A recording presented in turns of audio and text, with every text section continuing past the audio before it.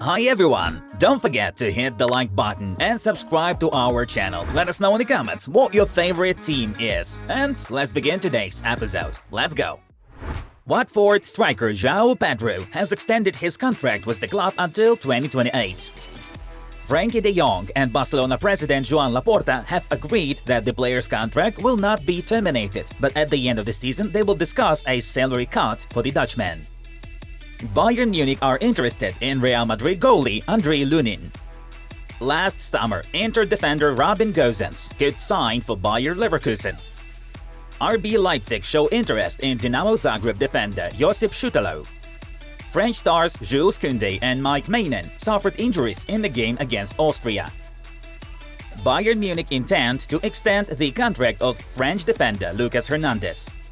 PSG centre-back Presnel Kimpembe will be out for around 5 weeks with a hamstring injury. Bochum have announced Thomas Lech as their new head coach. Austrian player David Alaba suffered an injury and was substituted in the game against France.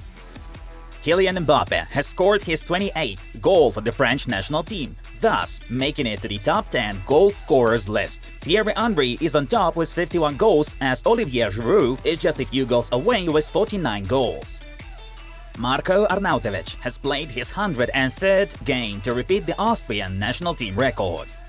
Real Madrid aim to get at least 90 points in this La Liga season, as last year's 86 points mark may not be enough for the title. Juventus vice president Pavel Nedved may leave the club, according to Il Messaggero. Frenkie de Jong, Memphis Depay and Toyin Koopmeiners have left the Netherlands national team camp due to injuries. The club that want to launch the European Super League play in the UEFA tournaments, celebrating their success there. That's fine, there is no such thing as the European Super League now, and it's not gonna happen, Nasser Al-Khalifi admitted. The 3 greatest players I've ever seen in my career are Messi, Maradona and Ronaldo Nazario, Maldini said. Xavi is personally interested in signing Real Sociedad midfielder Martin Zubimendi to Barcelona. Arsenal have been linked with Eintracht Frankfurt attacking midfielder Jesper Lindstrom. The English Premier League has been approached by the box-to-box film company that created Netflix's hit program, Formula 1 Drive to Survive, to launch a documentary series. Juventus are interested in signing Antoine Griezmann, reports La Gazzetta dello Sport.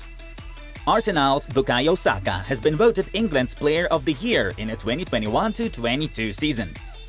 Roma head coach Jose Mourinho was featured in a music video of British rapper Stormzy's "Mel Made Me Do It" song.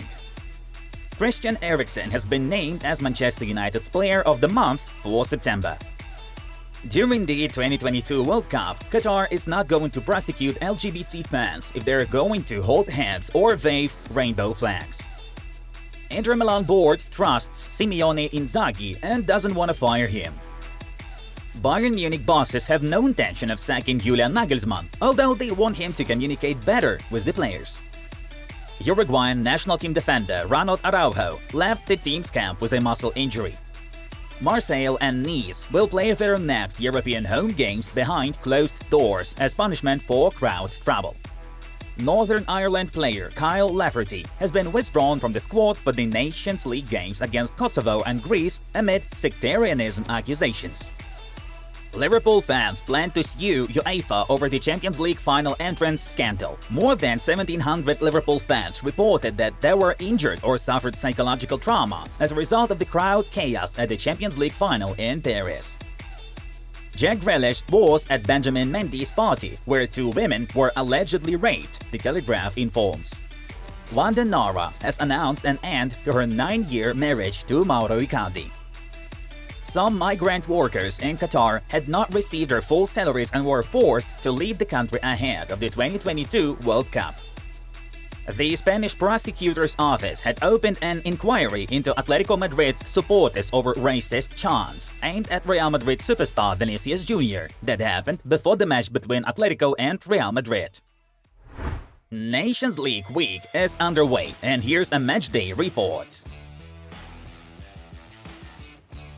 And now briefly about yesterday's games. Hungary defeated Germany away after Adam Salai's early goal, depriving Germany of any chance of getting to the semi-final stage. Italy stunned England 1-0 thanks to Raspadori's accurate long shot. And thus, the Three Lions are relegated from League A to start their new journey in a lower division.